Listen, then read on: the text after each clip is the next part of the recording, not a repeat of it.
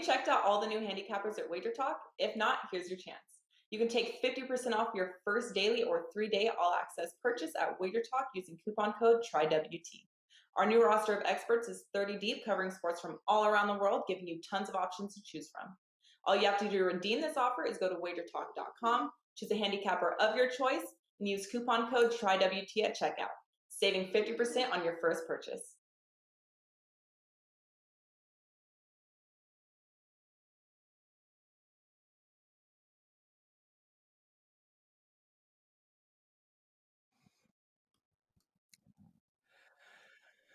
Hey guys, happy Friday.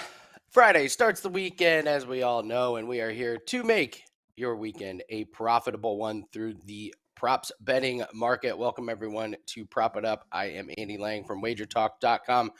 Joining me, as always, my fellow prop masters, Matt Josephs from SportsMemo.com and Andrew McGinnis from WagerTalk.com. Gentlemen, we had a wet and sloppy Thursday night football game that was not very much fun. To bet on certain guys on the over. So we'll get to that in just a second. We've got quite a few NFL games to break down, and at the end, we will of course have our prop of the week. Andrew's gonna give us one. It surprised me, Andrew. I can't wait for you to talk about this one. I'm really excited. We'll do a little bit of NBA props. We'll talk a little bit of college basketball. We'll go over a little bit of UFC and, of course, a little bit of NHL. It is full swing in prop season, so it's a great time of year.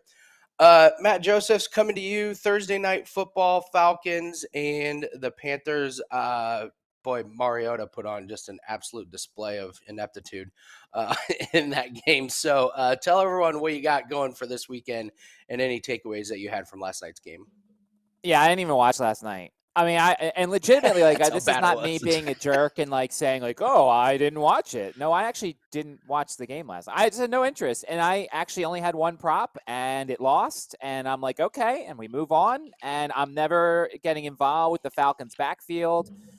4 different running backs. Like, this Avery Williams guy comes on, and he gets a couple carries, and then they're bringing on Caleb Huntley and CPAT and Algier, and it's like, no, I'm good. And then Carolina, I'm happy for PJ Walker. He looked competent, so that's good there.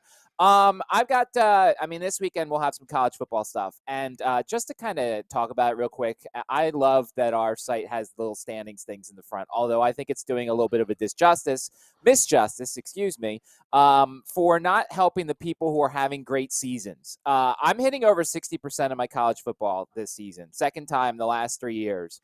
I'm the second most profitable on Sports Memo. I don't know what it is if you include Wager Talk. It doesn't really matter. But I'm having a great college football season. You can't really find it unless you go scrolling down and find my page. So I'm just telling you now. I rarely brag. I don't like to do that sort of thing. You guys can say I don't do it. I don't tweet stuff like this. But I just felt like I really wanted to do it for once. So, I mean, am I going to have a losing Saturday at some point during this season? Probably. But I've been really good lately. And so my college football plays will be up later on tonight.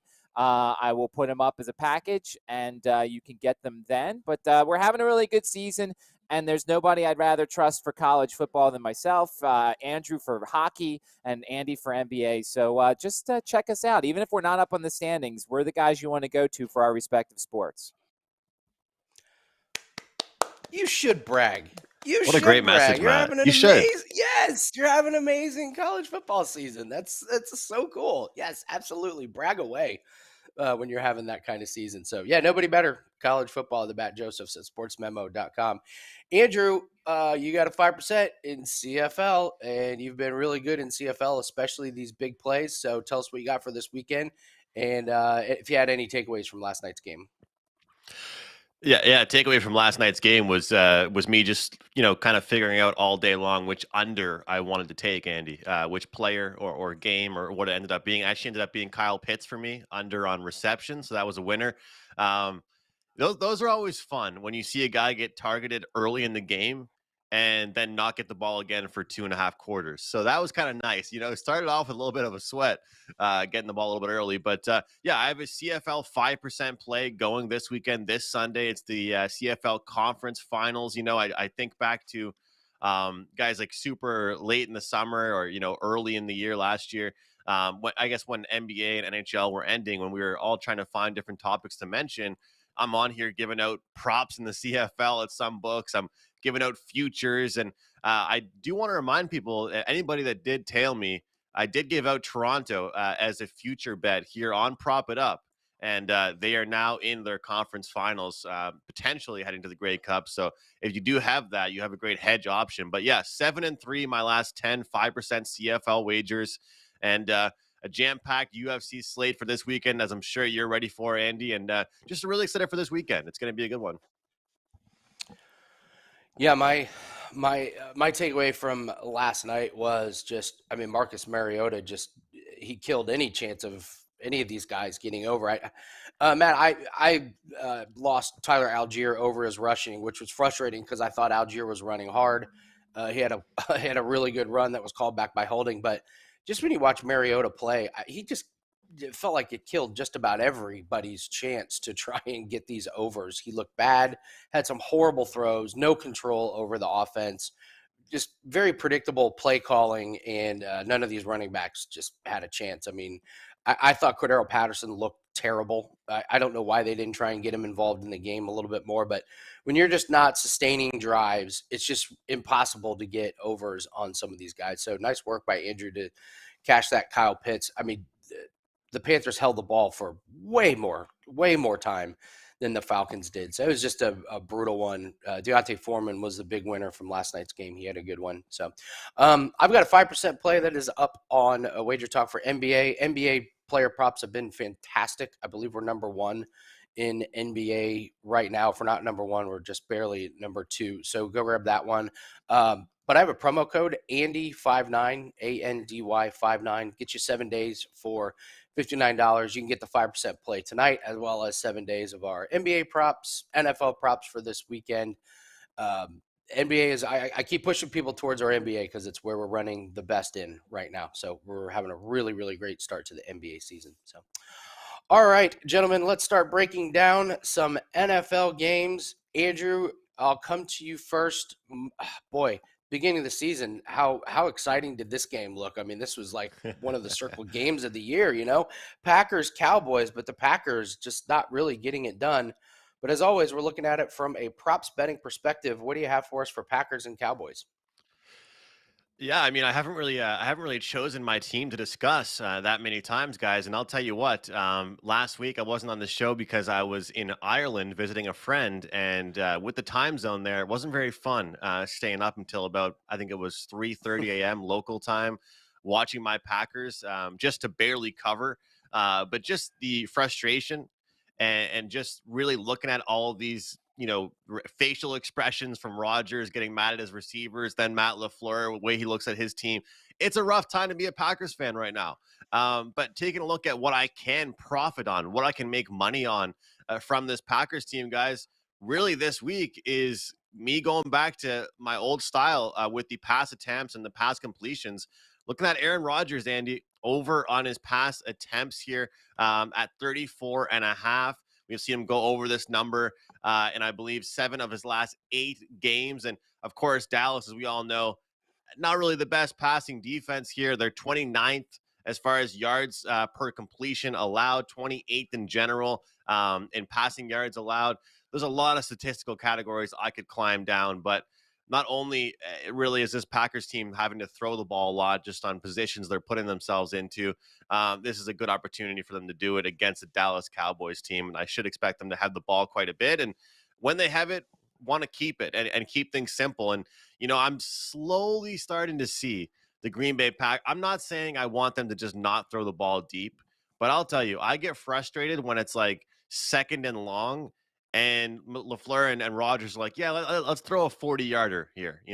That's not working anymore. You don't have Devontae Adams. You got to keep things simpler. And the more simple they keep things, the better it is for our pass attempts because the shorter passes they're making, which means it takes more to get down the field. So that's what I'm looking at. And of course, this is one of those weeks as far as the Packers are concerned. I just kind of have that hunch. We always talk about on the show about receiving yards or receptions. Which one do you guys like? I'd recommend looking at more receptions for the Packers this week. I think it's going to be a very spread out offense. You take a look at even the stats and kind of the numbers here for each prop for for all the guys, Dubs, Tanya, and all these guys across the board.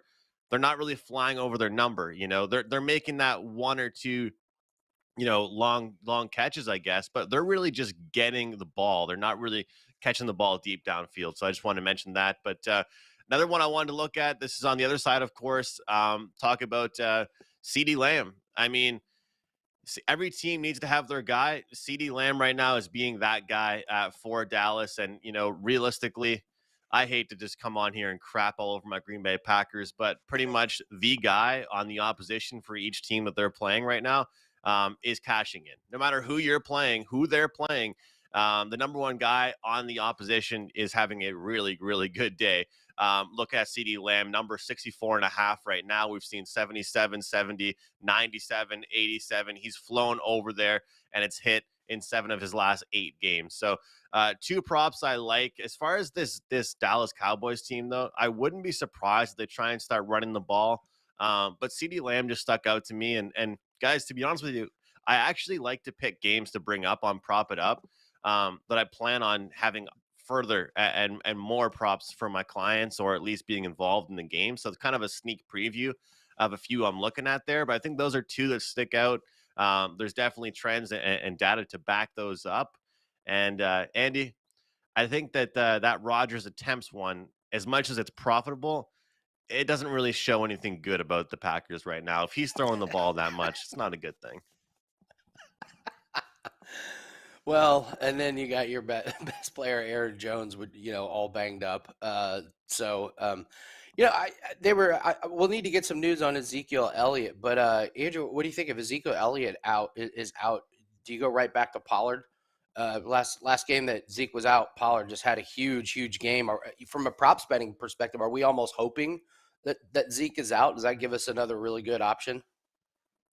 I would say so. And I was actually reading something about his receiving yards as well. Like, Andy, it's funny because I would 100% say that, like, with props, especially with NBA for me these days, like, I've been getting into it a little bit. I don't follow it as much as you, but I'm more of a trends guy, right? I'm not going to lie. I look at a lot of, what have guys done recently? What are they reliable on right now?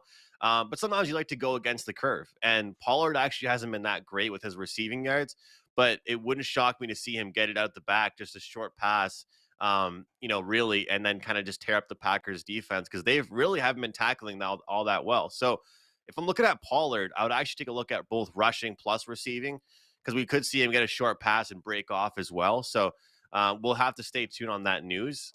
But I think that this is one of those scenarios where I wouldn't just focus on the rushing. I would potentially look towards the receiving in this game. But what about you? Do you ever look at the rushing and receiving? Have you stuck mostly these days, guys, to just one or the other? I myself have just stuck to rushing or receiving. I've kind of eliminated that category from my repertoire this year. I don't necessarily know why.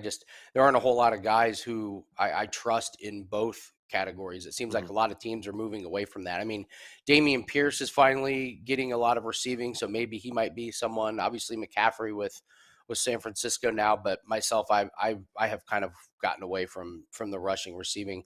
Matt, talk a little bit about that category if you've dabbled in that one, and then you're taking the Commanders and Eagles. You probably didn't even have to research this game. You know these teams. It's so good. Did you even have to look up any stats, or he also didn't even have to tell us he was choosing this game, because we already would have known he was going to do it. I know it's such a tough week when they're either playing each other or they're on Thursday. Because I know other teams obviously, but like these are the 2 that I know the most, unfortunately. First of all, I like Travis Etienne usually on his rushing and receiving. I liked it more obviously before they kind of gave him the backfield. I was on Etienne a couple of times when James Robinson was still there. Now there's a little bit less value. And then I guess the other thing is, I hope that Zeke does play, and then there's more value on Pollard, because I don't think Zeke's getting his usual workload. I don't know what you guys think about that, but I actually hope Zeke is playing and he's on a snap count, and then we can get a decent number on Pollard, because once again, Pollard is going to outperform him in that one. With regards to the Commanders and the Eagles, so first bet I always make when it comes to Eagles games, I look at the longest reception, completion under for the opposing quarterback. The Eagles have allowed only 3 passes of over 30 yards this season. Of course, it annoyed me last week when they gave up that one to Philip Dorsett that went 1 yard over the number when it actually – remember last week, Andy, you and I did this. I told you I was going to complain to the NFL because I actually won the bet. They miscounted, but unfortunately they must not have gotten my emails or letters or whatever. But, yeah, the Eagles don't give up long passes, and Taylor Heineke doesn't throw it deep. And, look, he's going to try and feed Terry McLaurin, but the Eagles' secondary is really good. So I'll be interested to see what some of the secondary guys are in terms of their numbers. The Commanders tight end – I was about to say the Redskins. The Commanders tight end might come into play here. I was disappointed to lose the Antonio Gibson receiving yards over last week because he just didn't get enough, although it was just a weird game all around for the Commanders in that one. I think there might be value in going back to that once again because I think they got him where they want him as the guy that they're going to try and get out into space and throw him a couple passes there. The Brian Robinson stuff's interesting. I don't know. I'm assuming he's going to come out really motivated, even though the team just threw him under the bus with that awful statement that they released about how they still haven't figured out who shot Brian Robinson, but they're trying to whatever. Like that was kind of topics in the locker room this week. So I wonder where his head's going to be at. And then on the Eagles side, look, it's tough to figure out the Eagles, but it's tough to run on the Commanders. So I think this is a Jalen Hurts game. I think Jalen gets a lot of people involved. I think this is a Dallas Goedert game. There's going to be some value there. I think over 1.5 passing touchdowns for Jalen Hurts could be in play here. I think we're going to get a receiving passing yards number that's going to be in play here. It's tough because there's no numbers out for this game yet whatsoever. I just looked on DraftKings. There's nothing available. The other thing, maybe Joey Sly field goals comes into play here. Also got to watch the weather a little bit. It is a Monday night game. Could be cold, could be windy, so you got to check that out before kickoff. But I think that, the first thing you always look at in Eagles games, the under for the longest pass, and then look at the Antonio Gibson numbers. And then, I think it's a Jalen Hurts passing game more than a Miles Sanders running game. I would also say the Eagles just continue to be really good in the first half. So maybe looking at team totals or spreads in the first half. I'm going to talk about the Colts and the Raiders. I think this one is pretty cut and dry. I have no idea what my take is on Jeff Saturday being the coach of the Colts. It's amazing. I can't believe it. I know him. Like I've worked with him in the past. No way. In the past, like, oh yeah. I've done several TV shows with him. Like if we ran into each other, he would absolutely know who I am, and we could sit down and have a conversation. So to see that he is the coach of the Colts, I still can't believe it. All right. So are you proud of him, Andy? Are you happy for him? Do you think his job will last very long? I don't know. I mean, he's from Georgia. He moved down to Georgia. He lived here, then he moved down to Georgia, and now he's back. So the whole thing is very surprising. But I will tell you, him and his wife put on a camp for children that survived extreme burns, and they funded it themselves. A summer camp for burn victims. That's how good people Jeff Saturday and his wife and family are. They're amazing people. So I think the big play here in this one is Devontae Adams. It's one of the reasons why I wanted to talk about this one. So we have Darren Waller on IR and Hunter Renfrow on IR. So Devontae Adams was sick against the Saints where he had 3 yards receiving. But other than that, he's just been on fire. Other than that game, he's had 95 or more receiving in 4 straight games. This guy had 17 targets last week, and I can tell you the Colts have not faced a receiver like this. They have not faced a quarterback-receiver duo like Carr throwing to Devontae Adams. I mean, they're in the division with Jacksonville and Houston and Tennessee, and they play Denver, who struggles. This is going to be a shock to that defense, and we do not have a corner that can shut down Devontae Adams. I look for Devontae Adams to have a really, really big game. And I think sometimes when we look at these games, you can keep it pretty simple there. Take Devontae Adams. The only other one that I would be interested in is Sam Ellinger over 30.5 rushing. He had 39 yards last week. I'm just going to go out on a limb and say this offense is not going to be a well-oiled machine this week with the first week of this coaching staff. So maybe you might see Ellinger running for his life, some busted plays. He's athletic. I think I think he's going to use his legs quite a bit this week. The Raiders' defense front, not good, so I think there'll be some holes. But Devontae Adams is the one you have to look at. I would look at his receptions, but I think I lean yards a little bit more on the Colts and the Raiders. So that's my takeaway from that one. And honestly, I do not know what's going on in the backfield, but do not be surprised if Taylor has any more setbacks on the ankle. Don't be surprised if he's going to be done for the year. He's been practicing, but it's just not very good news coming out. And I don't know why you would put any more wear and tear on your best offensive player. So, all right, let's move on to the next game. And Andrew, coming back to you, Seahawks and Bucks. We're going overseas. We were talking in the chat with Raven Ron and DGen and all you guys. Thank you so much for joining us in the chat. What's up, Steve? Thanks for joining us. Don't forget to like, subscribe, hit the bell, but you guys probably always do. Seahawks and Bucks, we were talking about Brady. Matt, you said he's gone over 300 yards in every single overseas game. I was listening to some of the stats there. So, Andrew, Seahawks, Bucks, what do you expect in this one? Well, I don't expect many passing touchdowns from Tom Brady, as he's only has one in his last 10 games. This is a guy that, even when he's playing well right now, even when we see a good performance out of them, they're punching the ball in with running backs. And that's a play that really actually has been a really good bet on to take him over on his passing touchdowns. They've confidently given him the ball to let him put the ball through the air and score that way. For the Buccaneers, but lately it's not looking like that at all. I mean, and when you look at this Buccaneers offense, and of course Brady going and swearing to the media, they act like they're back. Everything's going to be all great these days. I look towards some unders for them, especially Tom Brady, just because I feel like they're going to try and limit him. I feel like, I'm not saying they're, Brady is Brady. Brady does what he does, and he's obviously so talented, but I feel like they're going to try and run the ball as much as they can. A lot of receivers aren't going to get the ball downfield. I'm still diving in as far as these long receptions, but I'm going to be looking at a couple unders for those. I mean, you talk about certain props that we get on and get off. One of my new favorite props is longest receptions. And speaking of which, one of my favorites in this game here, you talk about so many different players, and DK Metcalf has been a guy all year long. I just wanted to bring to everybody's attention for DK. I know he's battled injuries and stuff, but under 22.5 longest receptions for DK has cashed in 2 of his last 11 games. And overall, taking a look at these numbers, it's been the number is set at 22.5. We've seen 9, 15, 12, and 19 over his last several games here. I mean, and really, I don't know if I've told you guys this, but I've been a big backer of the Seahawks this year. I mean, I've actually enjoyed betting on them, watching that team. I think Geno Smith just hasn't gotten the credit he deserves. But let's be honest, as accurate as he is, they don't put him in difficult situations.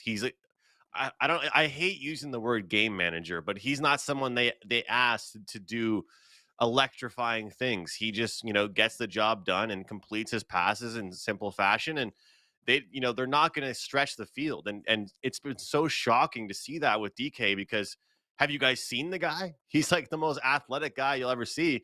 But yet his longest reception's not really catch. So that's one I wanted to look at. And another one, speaking of Geno Smith, was that he's gone over his TD passes in 7 of his last 9 games. So, hey, I mean, they've got some guys that are running the ball pretty well, but he's passing the ball and they're going, that's how they're scoring their touchdowns, not really running it as well. And I want to talk about Kenneth Walker, because this is something I wanted to mention with you guys later on in the show about NBA. And I think I already talked to you guys a little bit about it, but when I look at props, everybody's different with this, but what percentage of the prop that you're making are you betting against the opponent's defense, or are you betting on this guy's prop? For me, a lot of the time, I'm actually betting against a defense in a lot of sports. With hockey, I want to bet shots on goals when I'm fading a team that gives up bottom 5 shots on goal per game, right? Why do I bring that up? Well, in the NBA, I do the same thing. I look at teams that give up, bottom 5 numbers as far as points allowed to small forwards, to shooting guards. Then I look at that list. Well, here's an interesting one because the Tampa Bay Buccaneers are pretty solid against the run, right? They're top 5 or top 10 pretty much the past several years. They're, a lot of teams aren't running against them consistently. But Kenneth Walker here, he started off pretty slow, but his number is at 78.5 right now. And I scroll through and I'm looking, okay, so what are the numbers he's getting compared to that number that's been set for him right now? Well, I've seen 109, 168, 97, and 88. So the difference between the number being set for his prop right now versus all the numbers that he's shown he can do and what he's done, to me, is just far too much of a difference. So, Andy, usually I don't like when I see a top 10 rush defense and just immediately say, I want to bet a rushing prop against them. But to me, there was just way too much of a difference between the prop line and the recent numbers I've seen here. So I'm going to go over here with Kenneth Walker, but I'm curious your thoughts here, because I usually like to just right away fade, poor defenses, then look at the prop guys I want to select. But today it's kind of the backwards. I just want to bet on this guy. Yeah, I'm going to actually save this for NBA. Because I actually wanted to talk about this very thing in NBA. So, Matt, we're coming to you. We're going to talk about the Bears and the Lions. But first, real quick, Matt, we have some breaking news. You talked about the email that you sent, and we found it. We actually found the email that you sent. So if we could just take it, it's right there, it's sitting right there in the NFL's. Unfortunately, I don't think they got it. You've been flagged for sending emails about stats correction. So just real bummer. No, all your emails have been going to the NFL spam folder. You and I have some complaints in another league, Andy, in the National Hockey League, I think. Yes, we do. We're going to be in the spam league on stat correcting after the game is over, which should be illegal. All right, Matt, talk to us about the Bears and the Lions. We got points. I mean, this should be an over game, right? We got a couple bad defenses. Yeah, I feel like I need to humble brag here because, like, Andrew's like, I was in Ireland last week, and then Andy's like, I know the head coach of the Indianapolis Colts, and here I am sitting, against a fireplace in my one-bedroom apartment, sitting here like, hey, yeah, I go outside every once in a while. I don't know any NFL coaches, but So as I said, I usually just do the Commanders games and the Eagles games, and then I looked at the list. I'm like, oh God, I have to pick another one because I can't use the same stale joke. Well, let me just talk about the Commanders and the Eagles again. So I looked at the game that it looks like is a bonanza here. I mean, I've actually hit and I usually don't play this. I've actually hit the last couple of times that Justin Fields carries over. Because he just calls his number a lot, and this offense is really good. And the thing I like here, Darnell Mooney's number is very manageable at 41.5 and 3.5 receptions. And I know that he's not, Justin Fields isn't throwing the ball, Tom Brady, Aaron Rodgers style, but Darnell Mooney just seems to get open, and I actually have a feeling this is a Chase Claypool week. I mean, it's the Lions. They can't cover anybody. And I see the 2.5 receptions. It's already juiced to the heavens, so I'm not going to take that. But 36.5 yards for Chase Claypool, I think that comes into play here. I think that, there's even a chance. Justin Fields over 1.5 passing touchdowns is plus 205. I don't usually love just throwing out random things like that go against the trends like you guys just talked about, but this is the Lions. And unless the weather's bad and unless it's windy, rainy, whatever, which we know it can happen in Chicago, Justin Fields could easily throw 2 touchdowns against the Lions. Now, look, it wouldn't be a full unit play. It'd be like a half unit play, a quarter unit play, but plus 205 on over 1.5 passing touchdowns against a defense that basically gives you one before the game even begins. I think it's worth a sprinkle here. And then, if it loses, you're like, all right, that was a mistake. But if it wins, you at least make money on the 2-1 there. And Jared Goff over 1.5 isn't terrible either. The Bears can't stop anybody. I'm actually debating this week about trying to steal a week in Survivor and taking the Bears this week because I know I won't use the Bears the rest of the season. And I know we don't really do Survivor talk on here, but I'd love to get you guys' opinions on this because we're trying not to use the Chiefs this week. So we're deciding between the Dolphins and the Bears and even the Giants. But I think this is a bonanza of points. I think a lot of overs here. And I think if you like the overs, you better get them now because I think these are all going to be overs that if you go on Sunday, they're going to all be up a couple of yards. But I think everybody's going to be involved here. I might even look at some extra points overs here. I'm looking right now at Caro Santos is 2.5 at plus 135. That might be a sprinkle too. Michael Badgley, my God, over 1.5 at minus 195. I'm not taking that because I'm not taking a minus 195. But this game feels like it should be a lot of points here between these two defenses that aren't very good and two offenses that have sneaky potential to score some points. Yeah, who would have thought Bears and Lions? We're looking at a really, really amazing game for prop betting. So, yeah, I'm with you. It could be a lot of points there. Last game I'll touch on, Browns and Dolphins. We'll start with the biggest name, probably, well, maybe second. Nick Chubb, his rushing total is only 80.5. Now, he's only gone under this total once, but the Dolphins are really good against running backs. I know Justin Fields ran all over them last week, but the running backs did not. In fact, the Dolphins have only given up 627 yards rushing this year to running backs. That being said, the Browns are an elite rushing defense or a rushing offense. So, if you're a trend player, you're looking at Chubb on the over. If you're looking at a situational matchup, you might think lean a little bit under on that one. Amari Cooper has been great at home, not so good on the road. I honestly don't take too much into account on the road and home. I kind of like his over 59.5 against the Dolphins because the Dolphins' pass defense not nearly as good as their rush defense. So I could see Cooper going over this one. Tyreek Hill has gone for 7 or more receptions in every game except one this season, and that was when they had injuries to quarterbacks, and his overs on yards keep hitting. I did notice the books have put Tyreek's receptions at 7.5. I didn't think they would make the move to 7.5, but they are. They're going to make you take a huge number at plus money. And, the yards, it's all the way past 90. I believe it's 92.5, 93.5. I'm certainly not taking an under. This may just be one of those you just take Tyreek Hill over receiving yards. And when the rushing totals come out, I'm going to be interested to see what they put on Jeff Wilson. It looked like he just took over the starting job last week. He looked great, looked so much better than Mostert, and the Browns are in the bottom half of the league for rushing defense. So Jeff Wilson could be a good play here. So, all right, we're going to briefly touch on a couple of other sports, and then we'll get into our best bet. Matt, you've been doing NBA this season, so I'll start with you. What takeaways from the first month of NBA? It's hard to believe. I think we have 7.5 more months to go in this. So we're only like an eighth of the way through the season, even though we're a month in. So what's your takeaways for the first part of NBA? I think, and it's much like the other sports, Andy, and I'm sure you can add on this because this is your specialty, and I'm just kind of in the learning phase. I'm staying away from the stars. I think you have to pay a premium for the stars, the Ja Morants, the Giannis's when he's playing, the LeBrons and things like that. It's trying to find the guys that are the supplemental guys. I love Royce O'Neal. I've made some winnings on Royce O'Neal this year.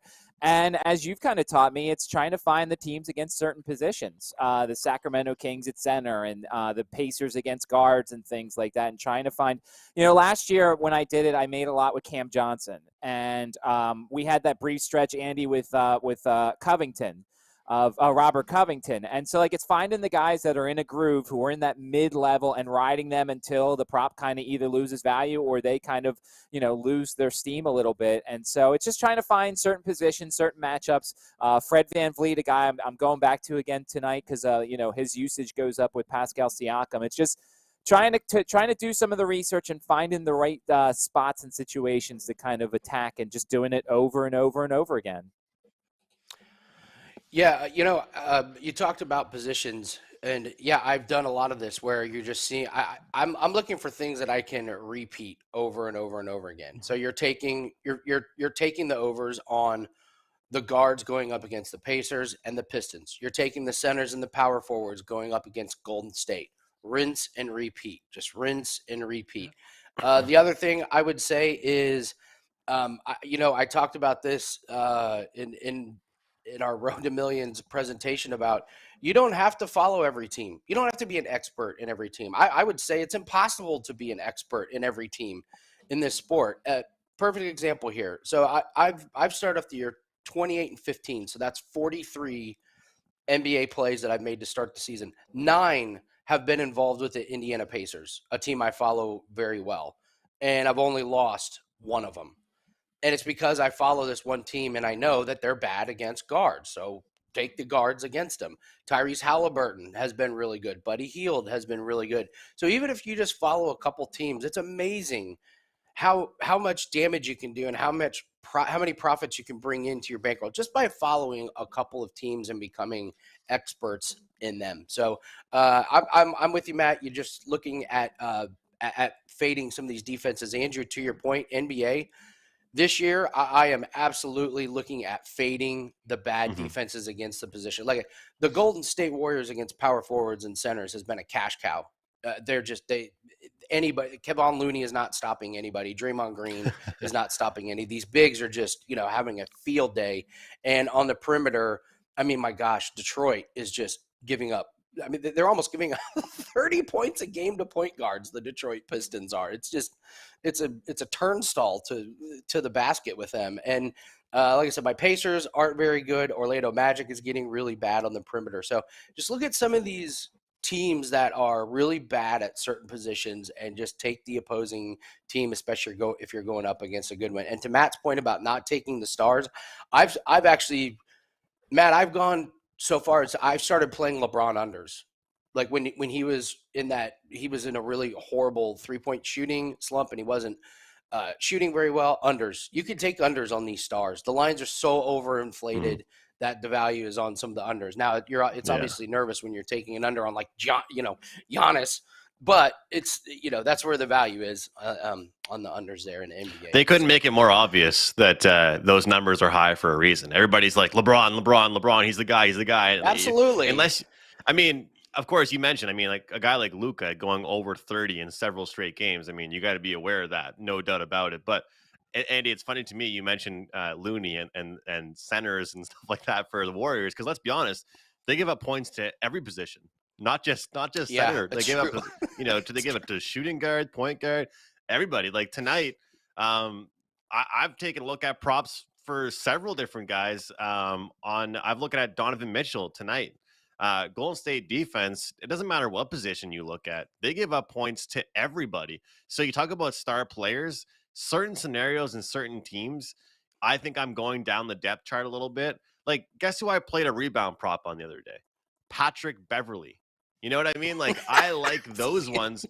In matchups where I might not see, a bottom 5 defense or a bottom 5 against this position, then I start scrolling down the list and start looking at different spots that I can expose. But sometimes you can keep it simple. Like, I get it, what you guys are saying about these star players and big names, but I find that when you're playing against a really bottom feeder defense, then that's when you look at these star players. If you're playing against a decent defense, that's when you look towards the guys that have their over-under at 13.5 points or rebound prop at 1.5 boards. I think those are absolutely hilarious. And, if you've got like a guy like Steven Adams, he's someone that's fun to bet, over like 10.5 rebounds. But I'm telling you, like, there's a lot of money to be made on these guys that have very, very low rebound totals, like guards that are at like 3.5 rebounds. I'm telling you, you can make some money on that. Who would have thought that Patrick Beverley would be on a huge prop run right now with rebounds? It's crazy. That's why we love props. That's why we love props. There's so many options. Matt, real quick, college basketball just getting started. Any notes or any things that you noticed early? I know you got a couple teams that you love on their team totals. Yep, it's Toledo team total over. It's Portland team total over. It's Youngstown State's going to move up there. I really like what I've seen from the Penguins so far. And then it's usually the Gonzaga first half overs.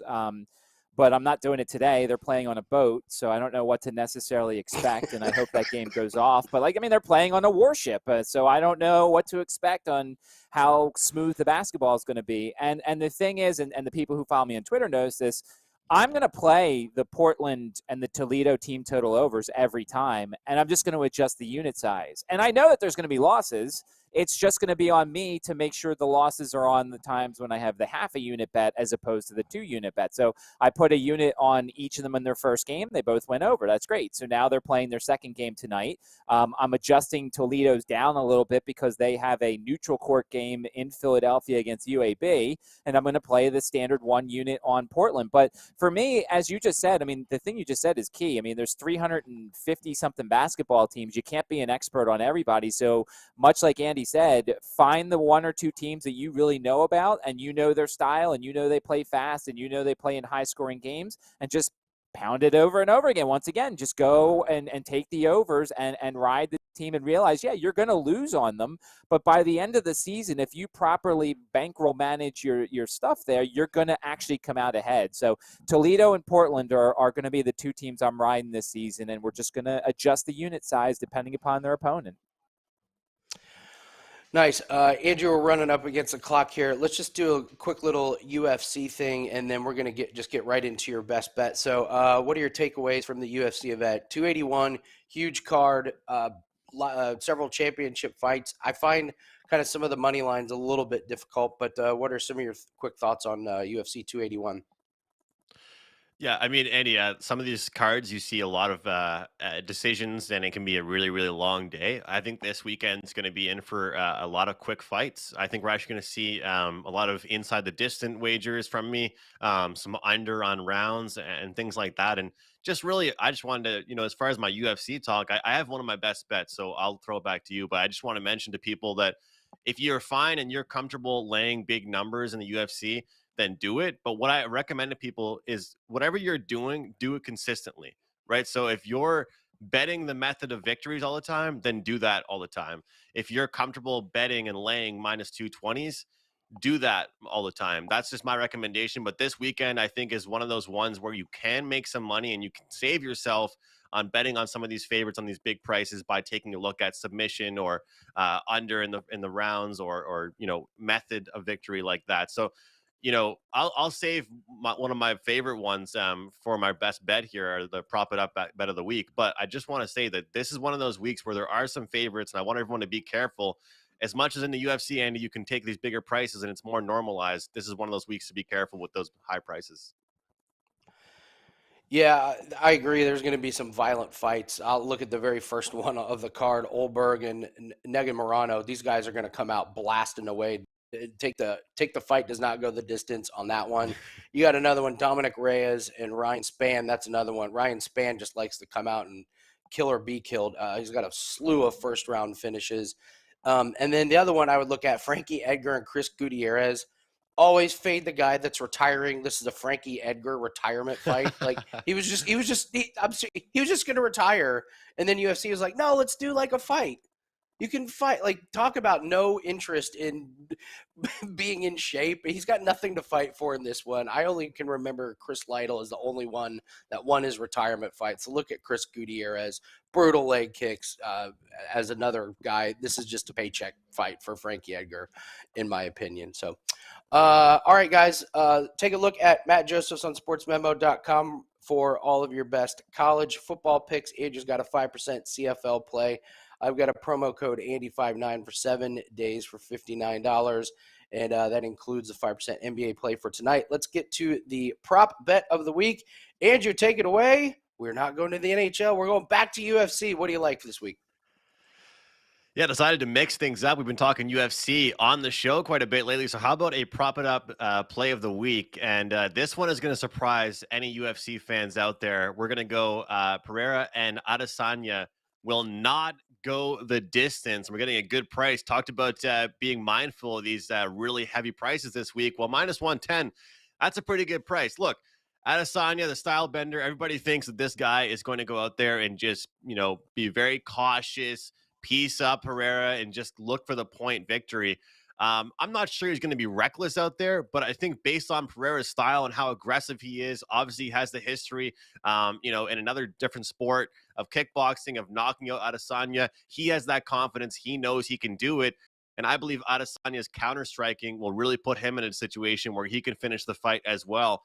I do not see this being a boring main event by any means, as plenty of the other Adesanya fights have been. You probably could take a nap through those fights. This one will be different. I think the styles match up well together. I do think that the bad blood actually means something in this fight, as a lot of times the hype and bad blood in UFC does not mean anything once you actually get in the octagon. I think Adesanya Pereira does not go to the distance, and we will see a really, really good one here between these two. So if you want to go even, a little bit different route, you can take the under as well. but not go the distance, Andy. That's my best bet here on prop it up. Love it. Lock in Adesanya and Ferreira to not go the distance, guys. Great show. We're looking at a really, really good weekend ahead of us. Let's make it a profitable one. That is Andrew McGinnis at WagerTalk.com. That is Matt Josephs at SportsMemo.com. I am Andy Lang from WagerTalk.com. Let's have a great weekend. We'll see everyone next week on Prop It Up. Have you checked out all the new handicappers at WagerTalk? If not, here's your chance. You can take 50% off your first daily or 3-day all-access purchase at WagerTalk using coupon code TRYWT. Our new roster of experts is 30 deep, covering sports from all around the world, giving you tons of options to choose from. All you have to do to redeem this offer is go to WagerTalk.com, choose a handicapper of your choice, and use coupon code TRYWT at checkout, saving 50% on your first purchase.